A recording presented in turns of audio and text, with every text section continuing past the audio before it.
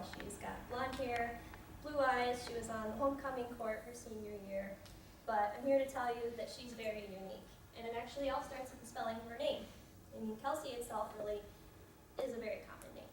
But it's spelled with a K and a C. The K is for Carrie, which is her mom's name, and the C is for her dad's name, Chuck.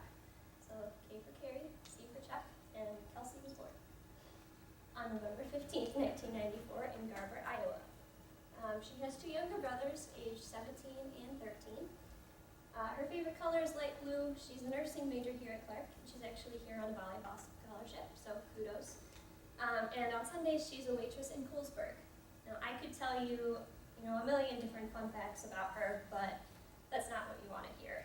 To me, the most interesting quality about her was her determination. Or when you're younger, they tend to call it something different. They just call it being stubborn. I've got a few stories to share with you that demonstrate her determination/stubbornness throughout her entire life. And the first one includes her mother, which is the lovely lady in the picture right next to her.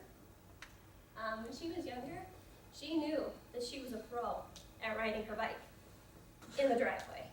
And she knew it was time to step it up to riding in the street. Her mom told her, no flip-flops, tennis shoes only. She's like, I got this, Mom. I got this. I can make it around the block in my flip-flops. She made it around 3/4 of the way around the block. Did not make it all the way. And the stubbornness, determination never truly left her. In high school, she started doing track.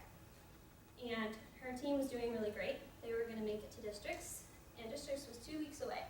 She was training really hard, running every day, when all of a sudden she felt this sharp shooting pain just rip through her entire leg. And ultimately, it consumed her. It was all she could think about. She was in this immense pain. And so finally she went in and had an x-ray done. The x-ray didn't show anything at all.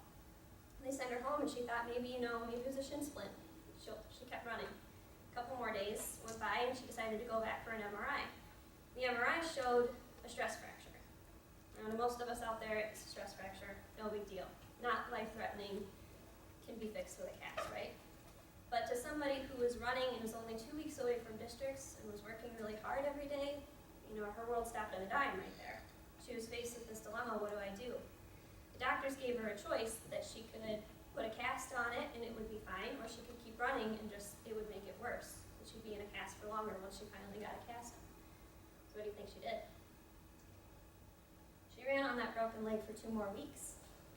She went to districts and her team actually took first place at districts, which means that they were moving on to state. So she had, again, what do I do? Do I run at state? The state was only a week away, so at this point she's like, what the heck? I can do it. I made it 2 weeks, what's one more? So she competed at state. And as if this wasn't enough, when she finally got that cast on, she got a cast that was light blue.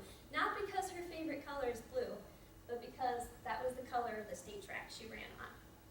If that's not passion, I don't know what is.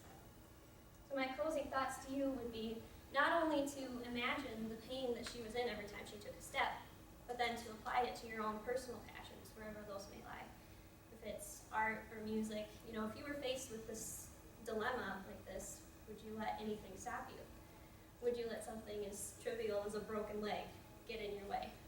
It's like the time-old phrase we all know and love. What would you do for a Klondike bar? What would you do to reach your goals, to achieve your dreams you've been chasing relentlessly?